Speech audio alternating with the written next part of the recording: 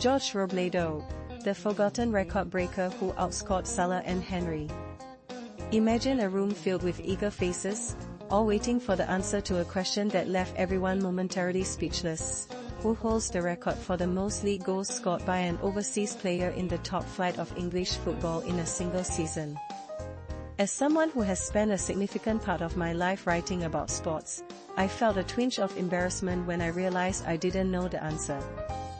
I was at the Brighton branch of Sporting Memories, a wonderful UK charity that brings older people together to share their love for sports and reminisce about the past. And here I was, feeling like a fraud among these passionate fans.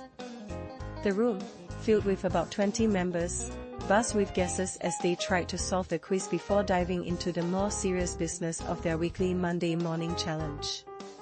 Names like Thierry Henry, Cristiano Ronaldo, Dennis Bergkamp, and Luis Suarez were thrown around, but one by one, our quizmaster, the esteemed Alistair Hicknell, a former England rugby international and BBC broadcaster, dismissed each incorrect guess, including my own attempt to reclaim some dignity with Mohamed Salah.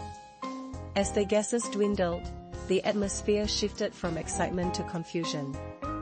Names like Robin van Persie and Gianfranco Zola were mentioned, but soon, the well of potential candidates ran dry, leaving a cloud of befuddlement hanging over the group. Then, as if struck by a bolt of inspiration, someone finally shouted the name that would change everything: George Robledo. Yes, that was it. Suddenly, memories came rushing back. About 20 years ago, I had the privilege of covering a Newcastle United match at St James Park during the legendary Bobby Robson's management. Robson, often hailed as one of the kindest figures in football, had just finished a post-match press conference but continued to share stories with us journalists who weren't racing against deadlines. He spoke fondly of his heroes from the post-war era, mentioning names like Jackie Milburn and Joe Harvey, both of whom I recognized. But then he mentioned George Robledo, a name that meant nothing to me at the time. Noticing our puzzled expressions, Robson painted a vivid picture of Robledo's life. He had journeyed from Chile to Yorkshire as a boy, worked as a miner, and eventually became a prolific footballer, scoring numerous goals for various clubs.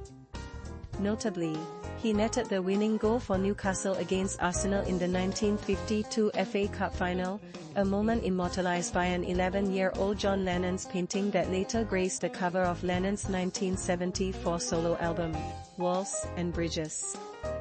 Robson even drew parallels between Robledo and Alan Shearer, a compliment that anyone who witnessed Shearer's prime would appreciate. As I drove back to Cardiff, I couldn't shake thoughts of George Robledo. This remarkable player had scored an astonishing 33 league goals for Newcastle in the First Division during the 1951-52 season, a record that no overseas player has matched since. While Mohamed Salah is making strides to challenge this record, it's worth noting that at the time of my visit to Brighton in January 2023, Erling Haaland was on track to break it. However, as one astute member of the Sporting Memories group pointed out, Haaland was born in Leeds, England, where his father played football. So, by geographical standards, George Robledo remains the record holder. Regardless of the technicalities, two undeniable truths stand out about George Robledo: he was an extraordinary football player, and his incredible achievements have largely faded from memory in his adopted country.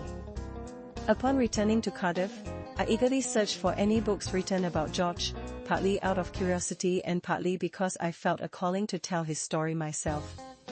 To my surprise, I found no such book. So, I took the plunge, unaware of the challenges that lay ahead, but determined to uncover the treasure that is George Robledo. However, the journey of discovery often reveals not just the glorious moments but also the heart-wrenching truths. At just 6 years old, George and his two younger brothers were abandoned by their father on the very day they were supposed to leave Chile for a new life in England. Tragically, one of those brothers, Ted, who also became a professional footballer for Newcastle, met a mysterious end in the Middle East, his body reportedly discarded in the Gulf. There was also a brother George never knew, the result of a secret meeting between his mother and the father who had left them behind. This child was given up and raised in a children's home. Yet, despite growing up in poverty and working in a Yorkshire mine,